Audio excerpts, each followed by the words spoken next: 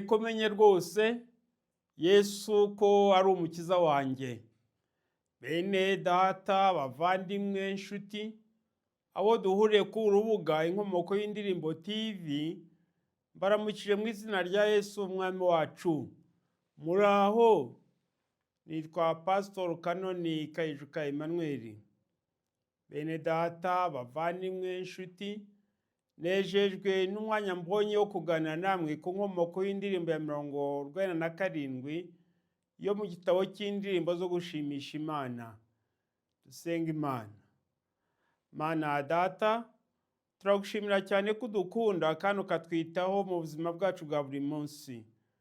Tuguhaye ibiturushya byose kandi turagusaba kubana natwe kugira ngo tuneshe ibishaka kuduca intege byose.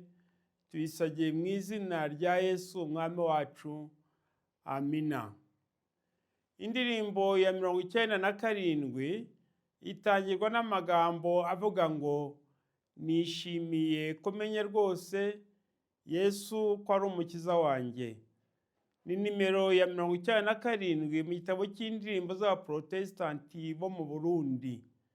Nimero 191 mu gitabo cy'indirimbo zo guhimbaza Imana z'Abadiventisi umunsi wa karindwi mu Rwanda, itangira ivuga ngo ngize amahirwe ndi uwa Yesu.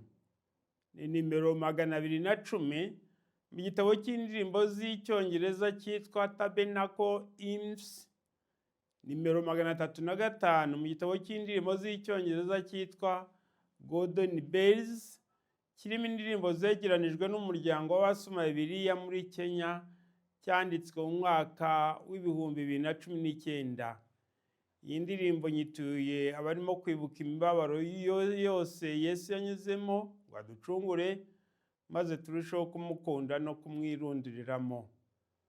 Amagambo y'indirimbo yahimbwe n'uwitwa Francis Jane Crosby, bakunze kuvuga Fanny Crosby. Yavutse tariki ya 24 Werurwe umwaka w'1820 muri New York muri Leta Zunze Ubumwe za Amerika. Yitaba Imana tariki ya 25 Gashyantare mu mwaka w'1915 ari muri Leta ya Connecticut muri Leta Zunze Ubumwe za Amerika. Mu kwandika indirimbo ya 97, Fanny yayobowe n'amagambo aboneka mu Baroma igice cya 8 umurongo wa 16 na 17 ngo umwuka w'Imana ubwe ahamanya n'umwuka wacu yuko turi abana b'Imana, kandi ubwo turi abana bayo turi n'abaragwa, ndetse turi abaragwa b'Imana, turi abaraganwa na Kristo niba tubabarana nawe ngo duhanwe ubwiza nawe.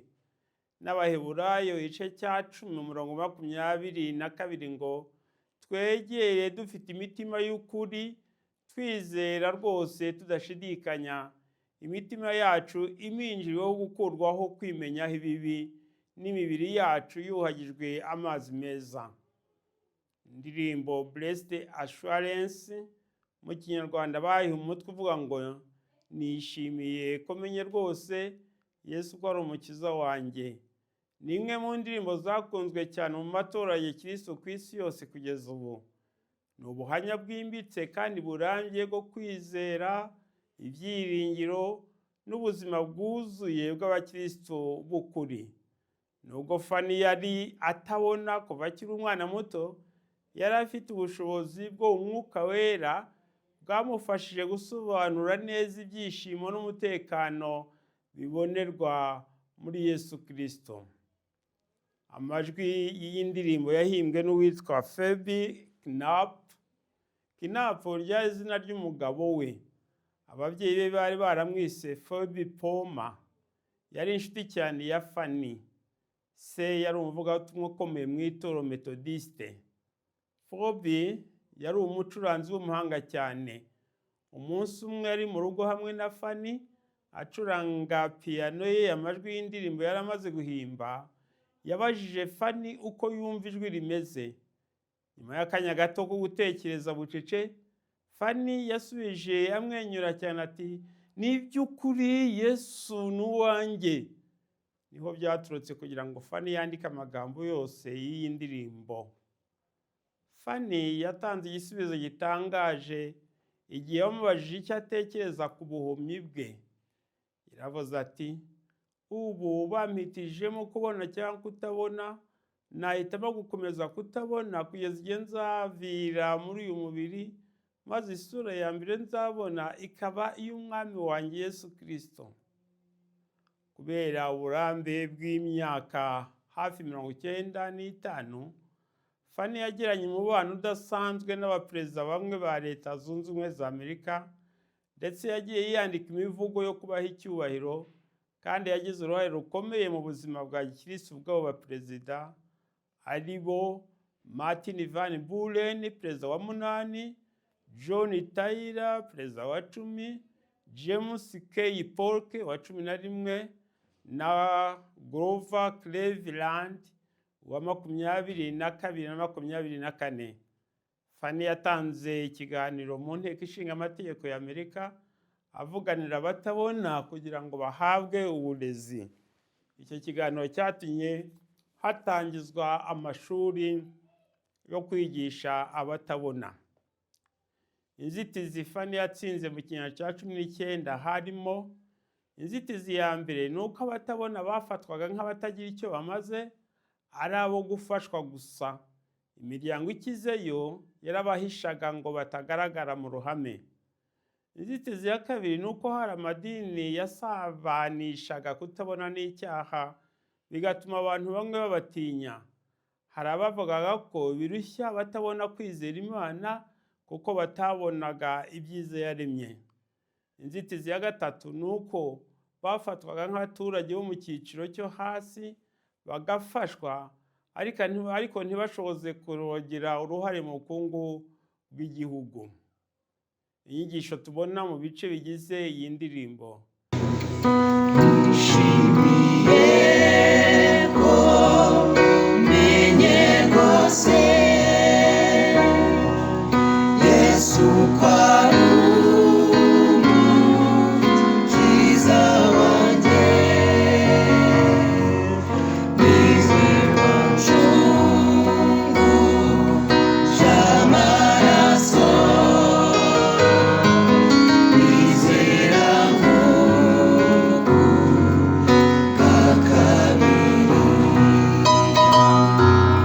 igice cya mbere kiratubwira ishingiro ry'agakiza.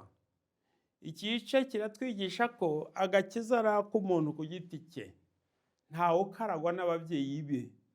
Nibyo Yesu yabwiraga abamwumvaga muri Luka igice cya 12 umurongo wa 51 na 52 ati, mbese mutekereza yuko nazanywe no kuzana amahoro? Ndababwira yuko atari ko biri, ahubwo naje gutanya abantu. Kuko uhereye none hazabaho 5 mu nzu imwe badahuje, 3 na 2 badahuje. Uku kuri twese turakuzi, kuko umuryango umwe ushobora gusanga bamwe bakijijwe abandi badakijijwe. Iki gice kitwigisha kandi ko nta ruhare umuntu agira mu gukizwa kwe uretse kwizera Yesu, maze tukagendera mu bugingo bushya tubonera muri ako gakiza. Umuntu yaremwe n'Imana, twibutswa n'ibara ry'icyatsi. Satani yateye umuntu gucumura ku Mana, twibutswa n'ibara ry'umukara. Yesu abamirwa ibyaha by'umuntu ku musaraba, twibutswa n'ibara ry'umutuku. Umuntu wizeye Yesu akihana agakizwa ahinduka umwana w'Imana, twibutswa n'ibara ry'umweru, maze ubwo agatangira urugendo rwo kwezwa, azakomeza kugera ubwo azagera mu bugingo budashira. Ibyo tubyibutswa n'ibara ry'umuhondo. Igice cya kabiri kitubwira iby'umuntu uyoborwa n'umwuka.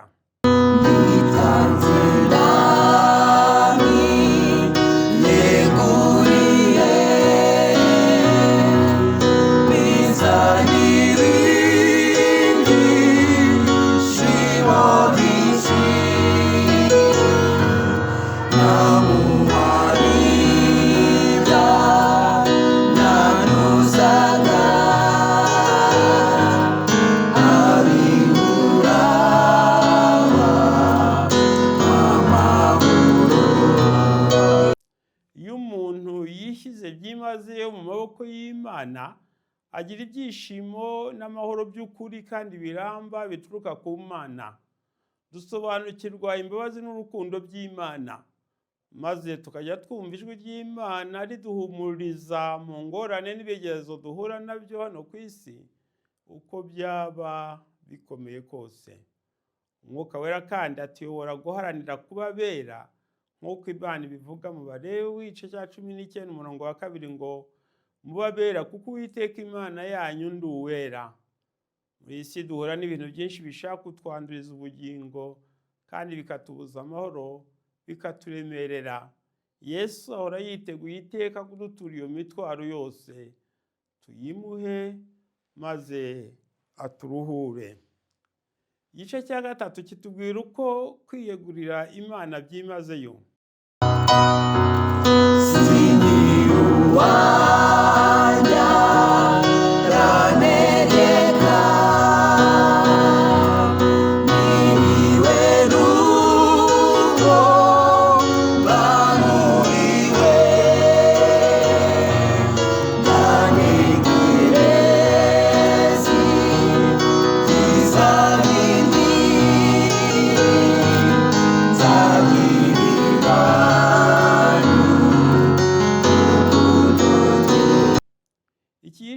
Kiratwigisha ko kwiyegurira Imana by'ukuri ari ihame ry'ubuzima bw'uwakijijwe.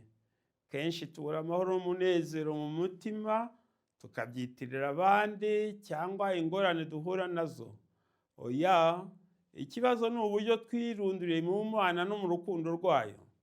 Ingorane duhura nazo Imana ishobora kuzidukuramo, ariko nubwo itabikora tukiri kuri iyi si, igihe kizagera dutahe iwacu mu ijuru, aho tuzabonera ibyiza byinshi twahishiweyo. Hagati aho ikaducisha mu ngorane tunesha. Hari korasi ivuga ngo ntereye umusozi we ndaruha, bambwiye ko Yesu azaza ndaruhuka. Umusozi bavuga ni ubukene, uburwayi, ubupfubyi, ubupfakazi, ubukode, amagambo aca intege. Buri wese urimo kunyumva yaba afite umusozi umurushya arimo guterera. Fani yatereraga ubumuga wo kutabona, kutagira umwana, kutagira se, kandi na nyina ari umukene cyane. Ushobora nawe kuba urimo gutera umusozi wo kwangwa, wo kutagira umwana, wo kugira abana bakunanira, uw'ubusaza, uwo kwibona wakoze icyaha kandi ukijijwe, uwo kurushywa n'uwo mwashakanye, uw'ubumuga, wo kutagira ugushimira ibyo wakoze, uwo kubengwa, uwo kugira umuyobozi utakwishimira, uw'ubushomeri, uwo mubana bakugerageza, uw'uburwayi budakira, uw'ubupfakazi n'ubupfubyi, uwo gutandukana n'uwo mwashakanye, uwo gusenyerwa n'ibiza, uwo kwibwa ibyawe cyangwa iby'ubikijwe n'ibindi. Kwirundira mu Mana ni ukwemera ko Yesu afite ububasha bwo kuzamukana nawe iyo misozi ntiguhitane. Mwibuke korasi ivuga ngo yadutuye imitwaro yaduhitamishaga, none tugenda twemye.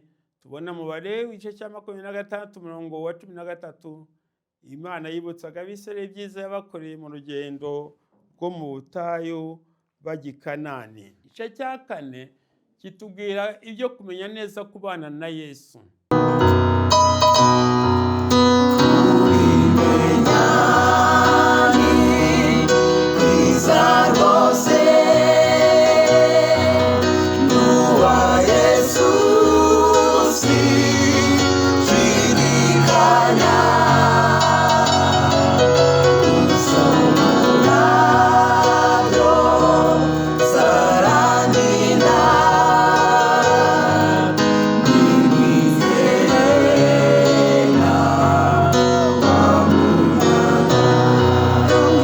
Igice cya 4 ntabwo kiri mu byo Fani yanditse, cyongeweho n'abasobanuye indirimbo mu Kinyarwanda. Gitangirwa n'amagambo avuga ngo kubimenya ni kwiza rwose. Ni ibiki byavuzwe tugomba kumenya? Icya mbere ni ukumenya no kwizera ko Yesu ari umukiza wanjye, yancunguje amaraso ye, ndihana, ndababarirwa, none ndamushima. icya kabiri ni ukumwiha akankuraho ibinyanduza byose maze akampa amahoro. Icya gatatu ni ukumenya ko hari umunezero wo kuba uwa Yesu mu gihe dutegereje kuzabona ibindi byiza twateguriwe mu ijuru. Iki gice kandi kiratubwira ko iyo wihaye Yesu udashidikanya, nta gishobora kugutandukanya nawe uko cyaba kimeze kose. Abanyarwanda baca umugani ngo uhagarikiwe n'ingwe aravoma. Imana yacu ishobora byose kuruta ingwe. Imana niyo yashoboje Fanny kwandika amagambo y'indirimbo zirenga 8,000 agafasha abakene kandi afite ubumuga bwo kutabona. Ababanye nawe bahamije ko ubumuga bwo kutabona butigeze mubuza na rimwe gukora ibyo yagomba gukora byose kurusha ndetse n'ababona. Igice cyo gusubiramo kiravuga ko ubuzima bw'umuntu w'Imana bugomba kuba ubuhamya. Yambwiye ko umunyabyaha ihananize yarangiza ibyo ndirimba n'ibyo mvuga shima umukiza urasira. Iki gice kiraduhamagara guhora dushima Imana iteka ryose. Fanny ati, nibyo ndirimba, nibyo mvuga, shima umukiza udasiba. Mbega kwizera gukomeye! Ubuzima bwose bw'umuntu wese wizera agakizwa bugomba kuba ubuhamya bushimira Imana agakiza yaduhaye ku buntu bwayo. Gushima ntibikorwa umunsi umwe ngo birangire, ahubwo ni ubuzima bwa buri munsi. Fanny yashoboraga kudashima kubera ibibazo yahuye nabyo, nyamara ahamya nka Pawulo mu Baroma 8:37 ati, oya, ahubwo muri ibyo byose turushishwaho kunesha n'uwadukunze. Ndetse no mu Bafilipi 4:12 na 13 avuga ati, nzi gucishwa bugufi, nzi no kugira ibisaga, naho n'abandi hose nuko n'abandi kose nigishijwe uburyo kwihanganira byose, ari uguhaga, ari ugusonza, ari ukugira ibisaga cyangwa gukena, shobozwa byose na Kristo umpa imbaraga. Ibi ni byo abana b'Imana bahamagarirwa gukora buri munsi. Ingero z'abahamije Imana mu buzima bwo kwizera. Yobu. Nubwo Yobu yari mu makuba akomeye, yatakaje abana n'ubutunzi, umugore waramutererana, inshuti ze zimwishongoraho, nyamara yaravuze ati, ariko njye ubwanjye nzi ko umucunguzi wanjye ariho, kandi ko amaherezo azahagarara mu isi. Tubona muri Yobu 19:25. Nk'uko Fanny yahuye n'ibibazo bikomeye ariko akanamba ku mwami we, Yobu nawe yari afite ubuhamya bw'uko umucunguzi we ari uwe bwite, nubwo yaba ari mu mwijima w'ibibazo. Umwami Dawidi. Muri Zaburi ya 23 Dawidi atangira agira ati, Uwiteka ni umwungeri wanjye sinzakena. Si umwungeri w'abandi gusa, ahubwo yaravuze ati, n'uwanjye. Ibihuye neza n'inyigisho yo kwiyegurira Imana bitanga amahoro n'umutekano. Dawidi yari atuje kuko Imana yari muri hafi, imubereye umutekano, imubereye ubutunzi. Imana yasubizaga intege mu bugingo bwe igihe yari ageze aho atakwishoboza. Intumwa ya Yesu Toma. Toma yabonye Yesu wazutse maze aramubwira ati, Mwami wanjye kandi Imana yanjye. Tubibona muri Yohana 20:28. Toma yahamije ko Yesu ari umwami w'umuntu wese umwakiriye ngo amubere umwami n'umukiza, maze agira ubugingo bunesha muri iyi si. Intumwa Pawulo.